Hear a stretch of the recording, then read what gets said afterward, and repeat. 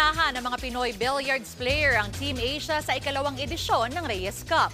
Susubukan naman bumawi ng mga mas diverse na roster ng iba pang international players.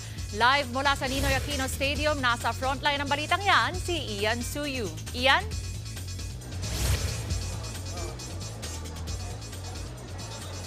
Denise, 10 pinakamahuhusay na Q artist sa buong mundo ang magtatapat-tapat nga sa 4-day tournament ng Reyes Cup 2025 dito sa Ninoy Aquino Stadium sa Maynila.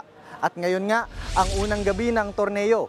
Matatandaan na ang tournament na ito ay hango kay Filipino billiards icon Efren Bata Reyes. Ito na ang ikalawang taon ng nasabing billiards tournament.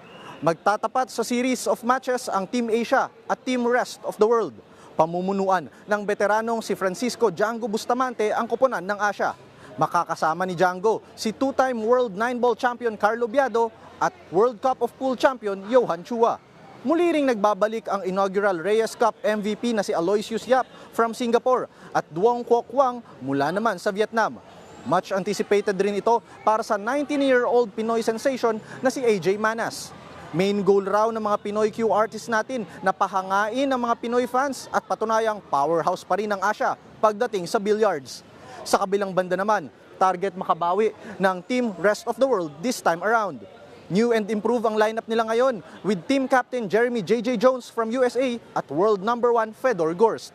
Tinambakan nga ng Team Asia ang Team Europe sa unang edisyon ng torneo na ginanap rin dito last year.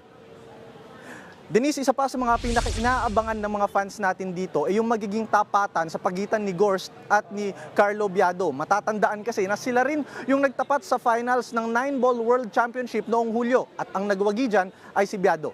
Nakatanggap din tayo ng ulat na maya-maya lamang ay bibisita dito si Efren Bata Reyes bago magsimula ang torneo. Yan muna ang latest mula dito sa Ninoy Aquino Stadium. Denise? Maraming salamat, Ian Suyu.